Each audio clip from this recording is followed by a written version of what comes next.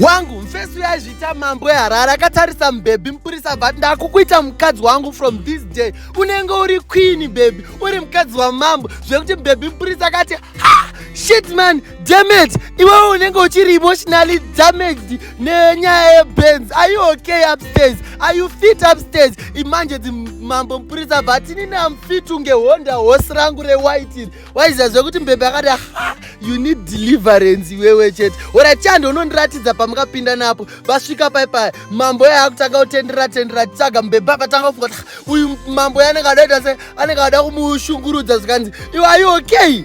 Do you need deliverance? Zvikanzi maya ukona chii ndakauya nepanapo idzi pandakauya pakarira kapito so parira zimeni wangu waize pavavhurika dhoo waize ndobva ndapinda but nhasi nenge ndisiri kubvumidzwa padhoo iri zvekuti mbebhi zvakamushota waiza zvikanzi iwe ungandiunzire kuno kumagames here. Magames here ndowakundiunzira kuno kumagames here hamana zvikanzi mangwana manje madetails ako ese achaita se achauya waiza ndichaziya hama dzako dzese because matakanotesta DNA test yako waiza teta akuziya mangwana musupermarket waize mfesi uyu akuona akashamwari kebhebhi uya kakasungwara moko zvikanzi waita sei zvikanzi iwo handichatambe newe ndikakupa nhamba dzebhebhi wakuenda unoudza bhebhi ndindamupa nhamba iwo ushandike no zvikanzi alright from this day ndakuita the honorable guard wenyika waiziya zvikanzi undita guard upiwa unakanama sit down zvikanzi iyo zvakutaura izvo zvaunochekwa musoro ndiri mambo inini zvikanzi wangu ndezvako zvawafunga idikoko waizi madetails aya amangwana maresults emadna